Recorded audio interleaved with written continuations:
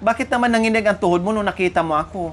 Ano bang naisip mo nung nakita mo ang kagandahan ko? Kala niya kabit. Akala ko si Marian Rivera. Pala yun.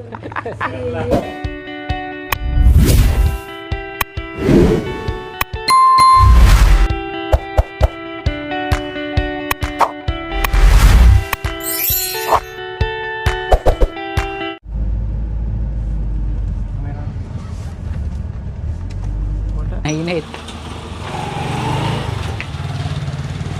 Nahilo. Nahilo sa init. Opo ka man doon eh. Dito ka, te. Upo ka dito, te. Doon ka na, te. Doon ka na, te. Para makaupo ka ng ano.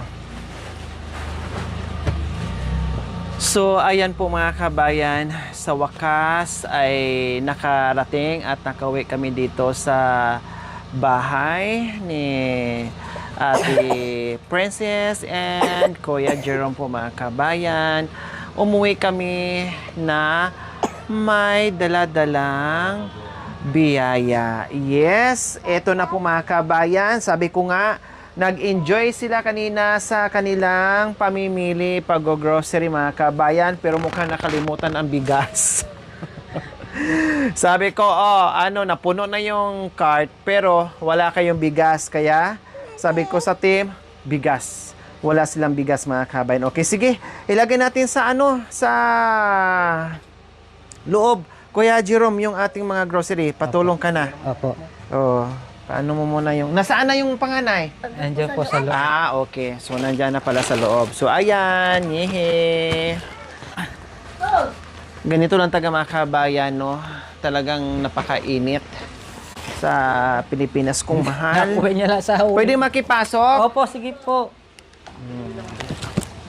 Ayan, paandar mo natin ng ilaw. Hindi mo- Buti nga kahit papaano may ilaw sila. Papasok ka. Opo, sige po. Papasok. Aba, humiga ka agad? Ha? Humiga ka agad si Prince? Opo. Napagod sa pamamasyal. Napagod sa pamamasyal si... Ay, ito pala ang aray. At nakakuha din sila ng diaper. Kasi nga, si Prince nagda-diaper pa, and then yung bunso nagda-diaper, kaya isang malaking large, at saka isang malaking medium. Di ba? Ayusin, saan kayo naglalagay ng mga grocery nyo? Ha, saan kayo nagtatambak ng mga grocery nyo? Saan kayo Bahala na po yung asawa ko po. kung saan-saan na lang. Saan ka naglalagay?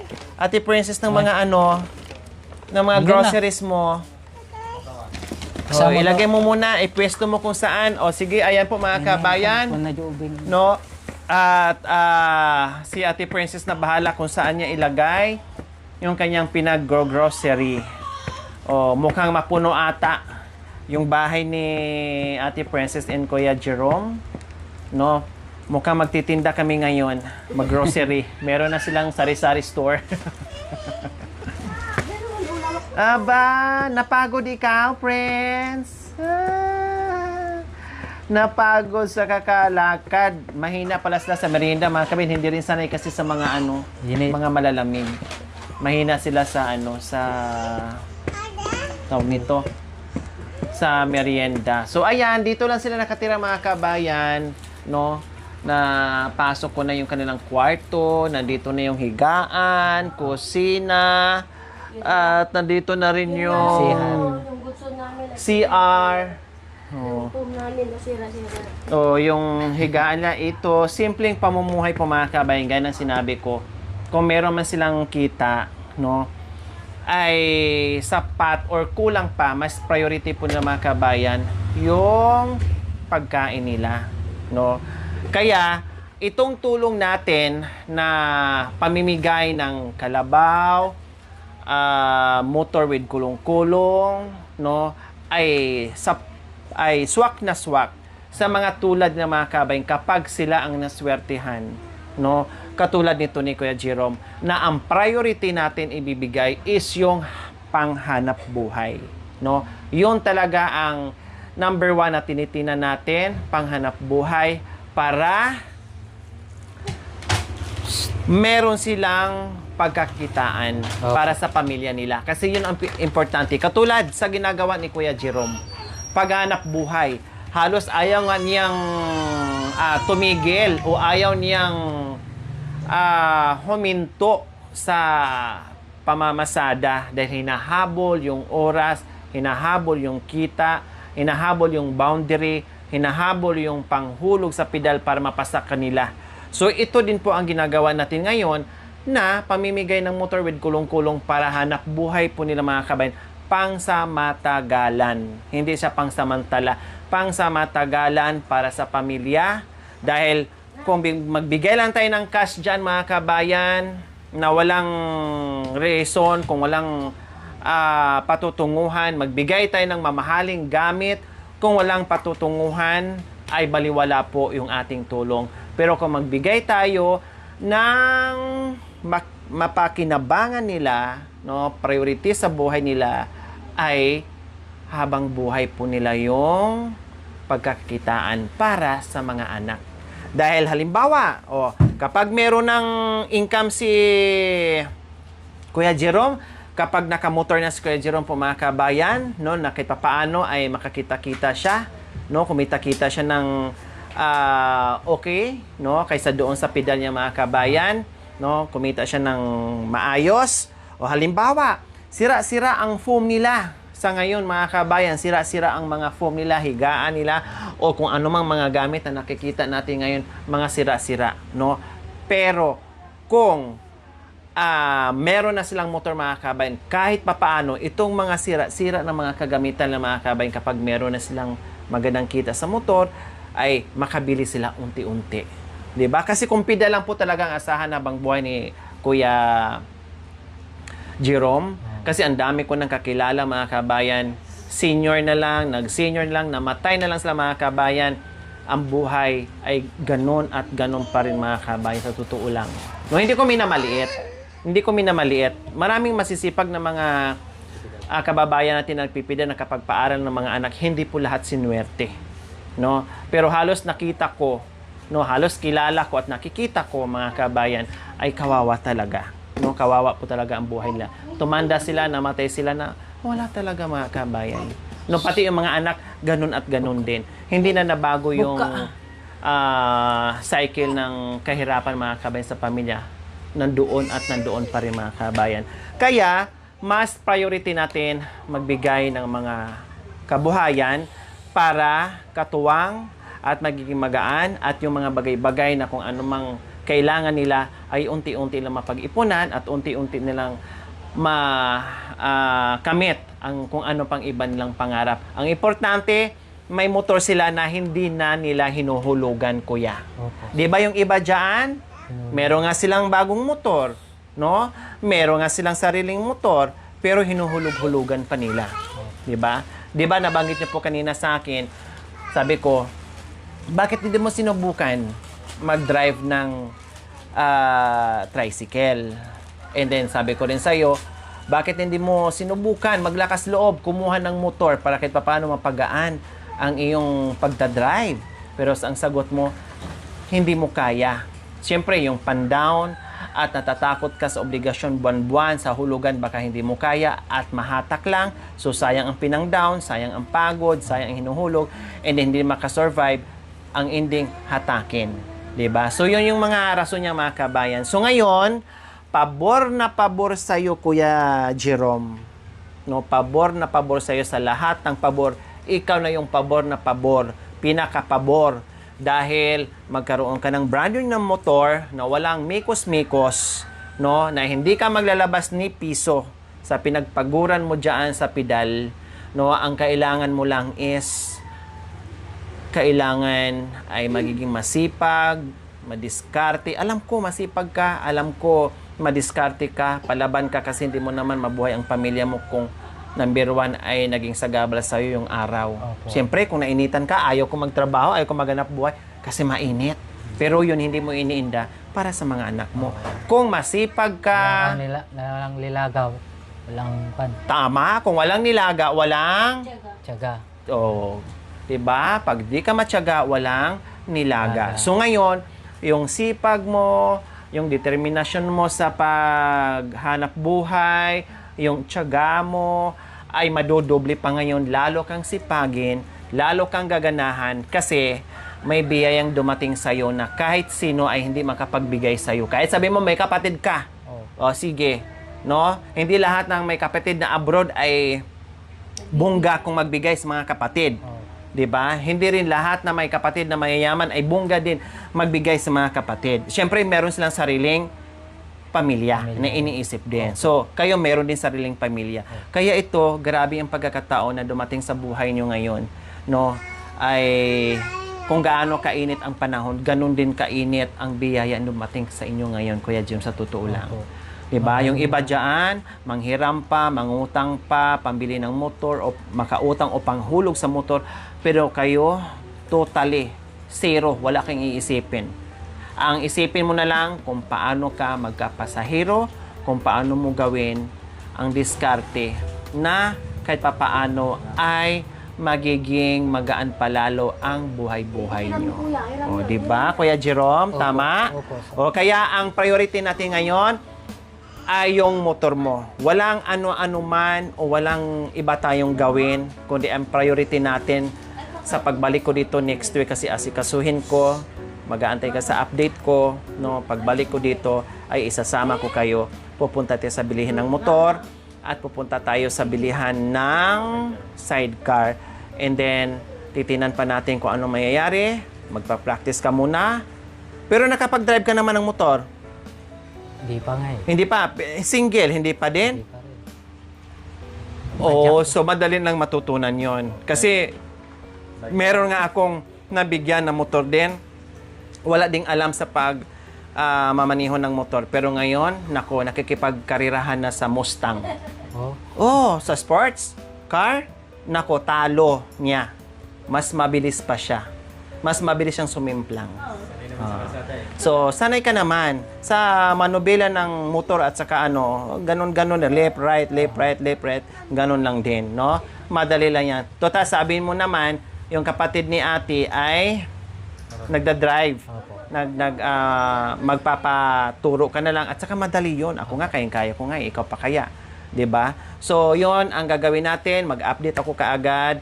Then, wait mo lang yung tawag ko at sasama tayo. Mas mainam na kasama kayo para kahit papaano ay makita nyo yung bibilhin natin na motor at saka sidecar. Okay, so kumusta sa pag-uwi natin ngayon? Na nakapag-grocery kayo? Kumusta naman? Naka-enjoy naman po. Ha? Enjoy naman. Na-enjoy. So, natanggap na sa sarili mo o sa utak mo na itong biyaya na dumating sa araw na ito? Ay, maraming pa rin salamat. Masaya kayo? Masaya kami na. Nakakuha kami ng biyayang na binigay sa amin. Naniniwala na kayo sa biyayang dumating sa inyo sa araw na ito? Opo. Ha? Sure po. Naniwala ka na? Opo. Hindi na naglalaro yung isipan mo? Hindi na. Hindi na maraming tanong? Hindi na display ko lang yung susi or ilagay ko na lang sa display, ganon. Ito yung mga paninda, yung mga grocery nyo, pwede rin gawing display lang. Tingnan lang ninyo, huwag yung gabitin, tingnan nyo lang para hindi maubos, display lang. Parang susi ba? Na i-display mo. Kasi sabi niya kanina sa akin, Ate Princess, salamat, sige po, salamat po. Souvenir o kumbaga display ko na lang yung susi na hawak-hawak yung kaninang malaking susi.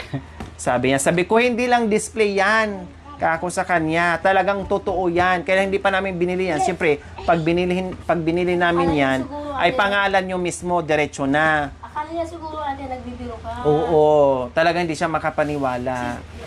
Init kasi kanina, kaya ganyan yan. Akala siguro ate nagbibiro ka lang, kaya sinabi niya, display na yung susi. O sabi niya, totoo ba ito? Sabi niya sa akin, may tanong siya, totoo ba ito? Display lang to. Sabi niya, i-display ko lang ito. Sabi ko, hindi totoo talaga yan. Siya talaga, magkakamotor na ako. Marami siyang tanong. Hindi siya maniwala. Para bang ikaw kanina, na-shock din. Oo. 'Di ba? Parang kanina din na-shock ka na hindi ka makapaniwala sa balita. Nabigla ka. Oh, 'di ba? Kala ko kanya nagbibiro lang yan. Ha? Kala ko ngayon, nagbibiro lang kanina yan. Nandun pa ako sa loob ng CR kanina, sumigaw siya. O bakit anong sigaw niya? Nasa loob ka ng CR. Tapos, nauna siyang bumaba sa amin, di ba? Tapos, anong sigaw niya? Nasa loob ka ng CR. Anong ginagawa mo sa CR?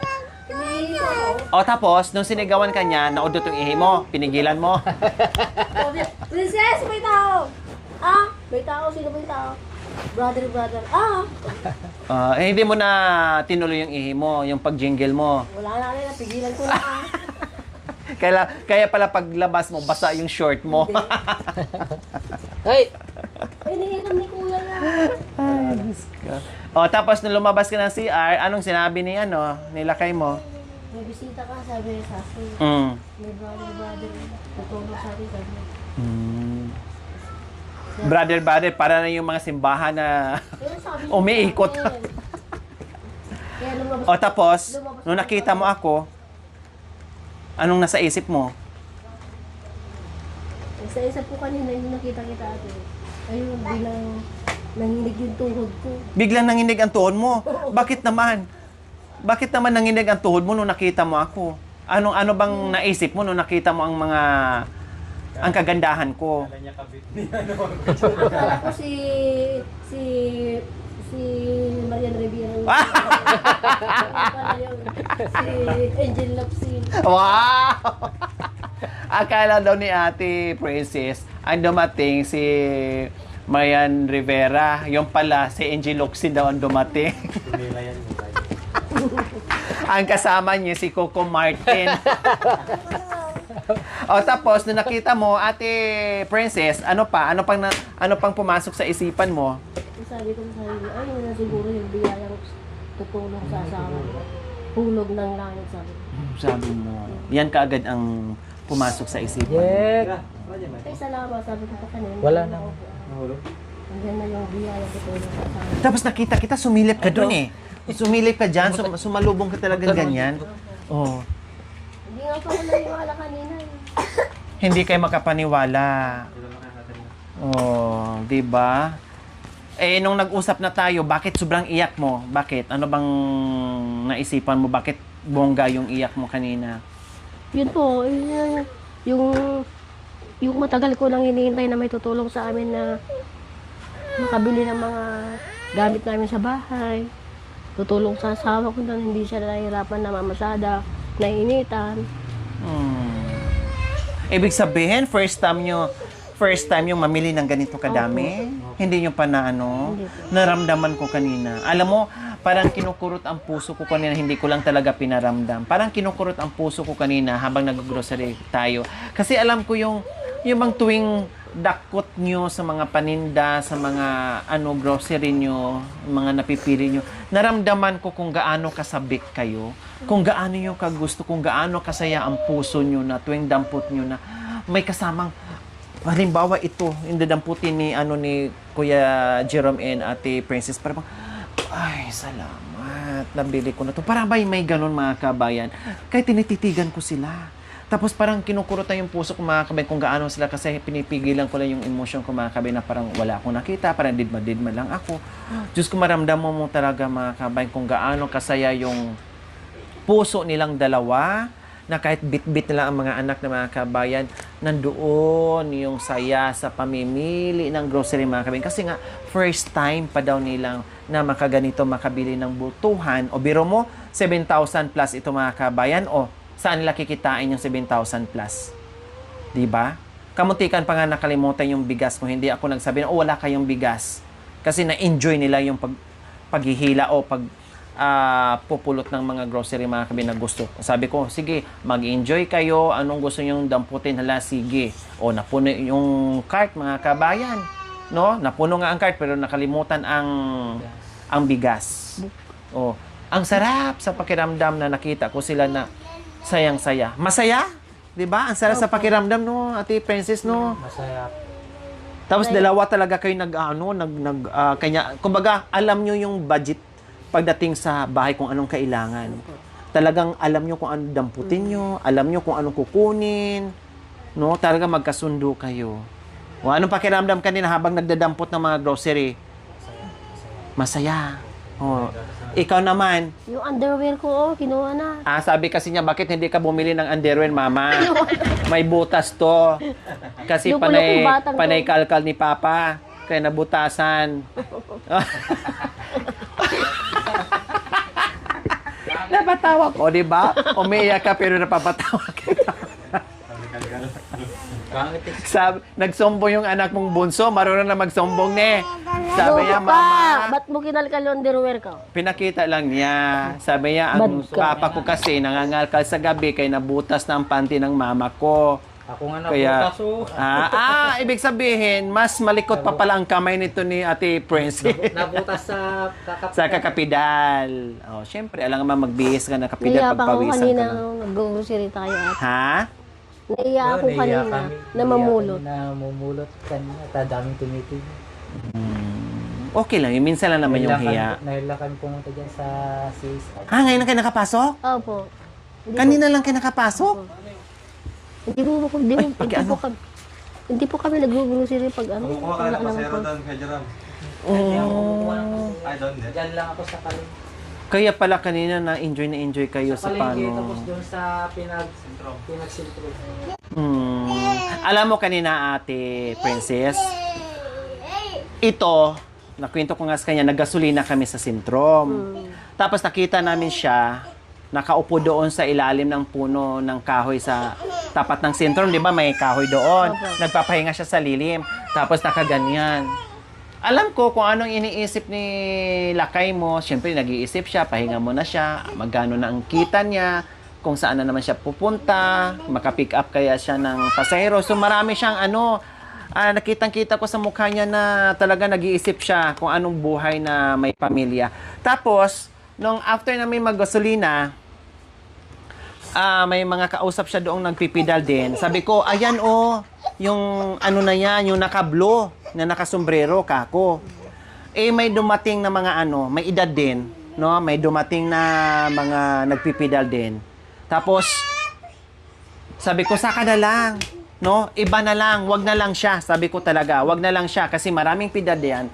At ayaw ko na malaman nila na mayroong isa na magsisilos. Siyempre, para pantay, kundi lahat na lang sila, wala akong lapitan. So, nakachimpo, na sabi ko ay iwanan lang siya, maghahanap na lang tayo ng iba, kako. So, iniwan namin siya. Hindi na namin siya binaba.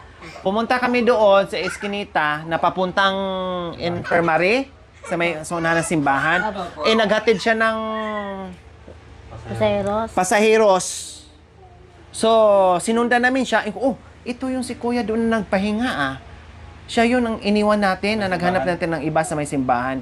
Kaya doon na, sabi ko, talagang para ni Kuya yung biyaya. Kamuntikan na. Kung hindi namin siya nakita doon sa may una ng simbahan, makahanap kami ng iba. Pero hindi pinagkaloob ng Diyos, pinagkaloob sa inyo yung biyaya. O biro mo, kasi ang dami nagpipidal dyan, Kuya Jerome. Pero kayo ang nakuha namin sa dami na nagpipidal. Dahil inayawan ka na namin, tinalikuran na, pero bigla ka pang nakita namin doon sa may simbahan. Talagang marunong ang Diyos. Doon pa sa may simbahan, sa may likod. Nagpakita siya ulit. Sabi ko, ayun ang inano natin kanina, yung prospect natin kanina. Kaya ayun, na corner namin siya, nahanap namin siya.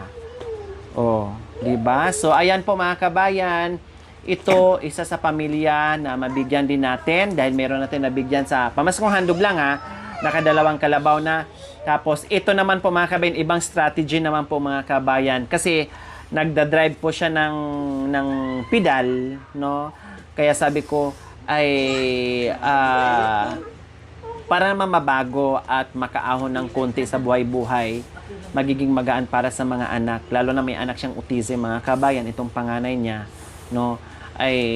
Sige, bigyan natin ng pagkakataon na ang driver naman niya ay motor, no? Motor naman na may sidecar po mga kabayan para kahit papaano ay masuportahan yung pangangailangan ng mga anak niya, lalo na pag lumalaki din ang expenses, lumulubo ang mga bilihin, no? Mga ilang taon na mag-aaral na naman ito. And then yung itong bata ay pumapasok araw-araw sa therapy po mga kabayan. Malayo ito mula dito sa barangay nila papuntang bayan, malayo ito. At least magiging magaan sa kanila. Hanap buhay, yung pang araw-araw na service para dito sa anak na may autism na nagtitherapy. So mapagaan, mapabilis at lalong-lalo na ang asawa niya ay may hika din, ay ang kalaban init, no? Kanina nga sumakay sa pida, nahihilo siya. No, sumakay sa pida, nahihilo siya mga kabayan. So mapapaayos at mapapaganda palalo yung buhay ni Kuya Jerome and Ate Princess kasi meron na silang sariling motor. O Ate Princess, muna ilagay yung ano mo. Ito. Ako na lang po mag-ayos, mama. Okay lang, sige lang.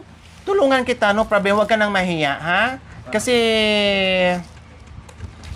ate mo na ako. Nagkaroon ako ng ating Marian Rivera, Angel Locsin. Nagkaroon daw siya ng ating Tapos, Marian Rivera at Angel Locsin. Akala ko kasi Coco Martinez. Oh, wow. Pala si Joros Gamboa. Jerome na yun. Tama. Yung isa naman si...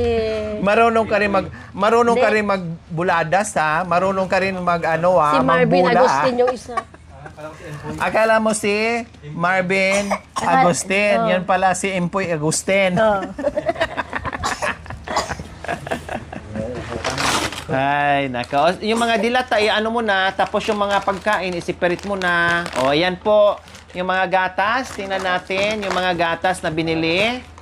O, bakit iba yung ano pala? Iba't ibang brand. Po, Bakit? Sa malaki po yung anak ko. Iba-iba yung brand nila. Opo. Sa malaki. Opo. Yun yung pinakamalaki? Hindi po. Nandiyan. Mayroon kayong kinuha na pinakamalaking gatas kanina. Saan yung malaki? Berbran? Oh. Baka naiwan Meron kayong pinakamalaking kinuha O dito, i-check. At dakol. Yung isang sako. Isang sakong berber ang kinuha mo Yung pinakamalaking sako Dalawa na. po, maliit sa kamalaki. Oh. Nasaan na yung pinakamalaki? Ay, Ayan. O, di ba? Isang sako na yan, 50 kilos. Yan, para maganda tingnan ang bahay kahit ang bahay ay simple lang. Kahit papaano, ayan. Oh. Meron na silang.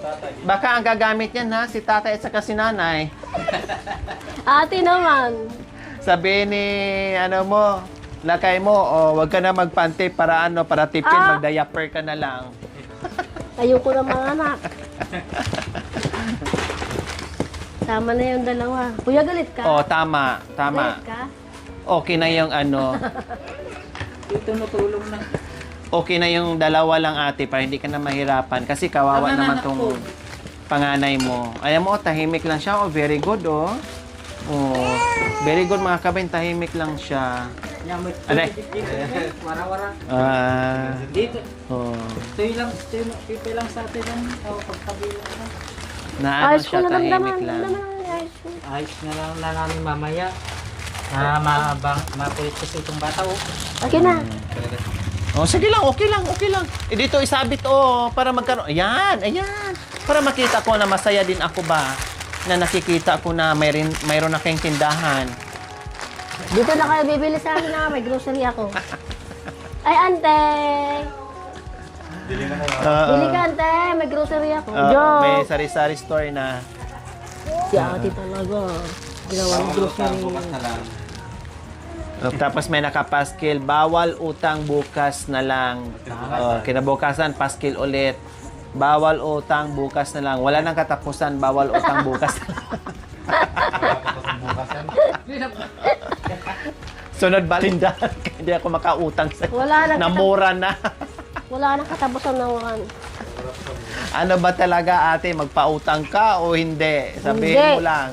Wala nang katapusan yung utang mo. Walang utang, meron bukas. Utang, walang bayad. Magamit mo yung itabi mo lang yan, te. Magamit mo yan.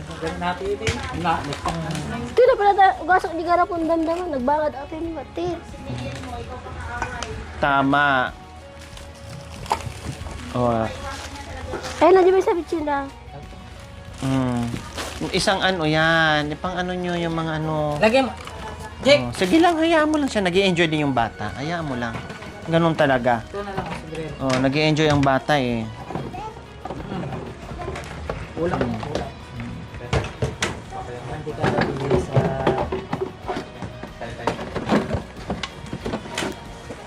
May paglalagyan ka pa ba? O wala na. Kasi kung wala na, ibalik natin yung iba. Oo. Hindi po ate, maawa ka naman sa akin. Ayusin mo lang na may paglalagyan ka pa. Kaya nga kung nagkaroon ako ng ating Marian Rivera, nabalik ko. Wow. Jake! Dito anak. Hindi ate ko mga yan, kuya ko. Si Daddy Lori. Si Mami Lori. Ay, binato na si Papa. Si Mamaya ate na lang pala, si ate Lori. Ana. Yan. Na. Lagyan mo na dyan. Maya na lang. Maya na pa. Ayan. So, ayan. Ano ba yung nandyan? Baka may pagkain makalimutan mo, ate Princess. Yung nandyan. Ikaw lupa na ata, di ba kalungkutan na ata niya? Mag-melt yan ha, pag na sobrang init. Ano, ikuhanan mo rin ang ID ng anak mo, pangalawa, para may ano, Aday di nante. national ID. Wan, ada.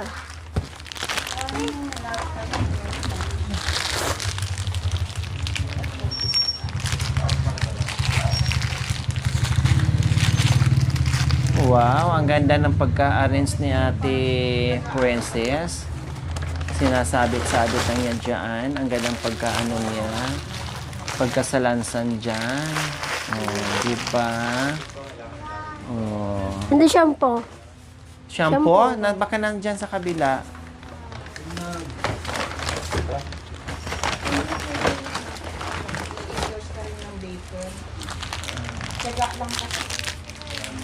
Yan. Kung saan yung sabon. Yan. Buti na nagkasya, no? Ate Princess. Ano yung nandyan pa? Magagamit mo yan. Lagay ng basura or ano. Mga babasagin pag meron kang itago.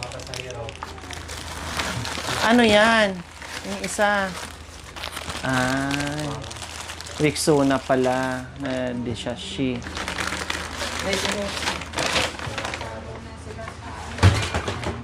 Bagad na talaga mo.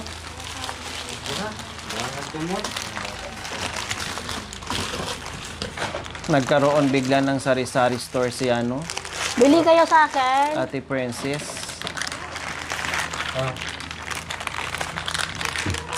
Eh, bakit wala kayong Colgate? Kalimutan ko po, te.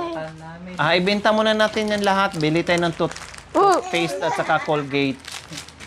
Ha? Ate Princess, ilako natin lahat yan. Para may pambili tayo ng Colgate saka toothpaste. Pag nakabenta siya, pwede naman siyang ano, Opo, bumili.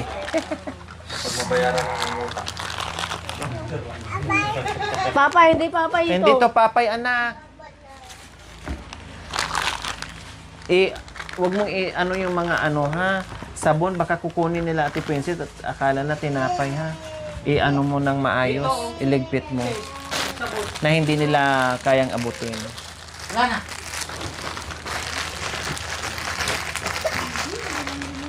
Ate Princess, bakit nagganda durog-durog tong mga Durabox mo?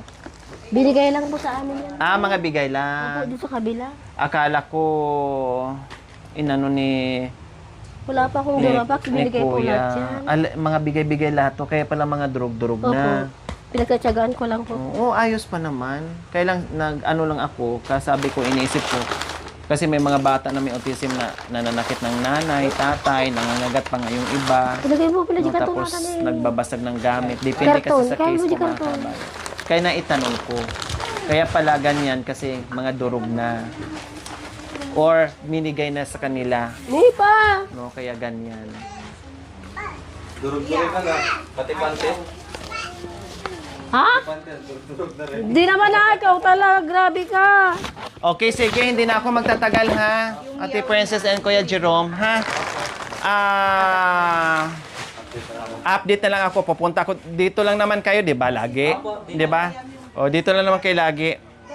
Nandito naman si Ate Princess kung wala ka. Halimbawa, then ang uwi mo, alas 11, nandito na kayo. Tapos ang balik mo doon, alas 3. Okay. So, mag-ano na lang tayo. Alas 5 naman pa ako. Okay, sige.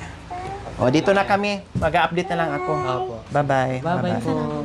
Maraming salamat po. Bye-bye, bunso. Bye-bye. Bye-bye. Bye-bye. Ay, sorry.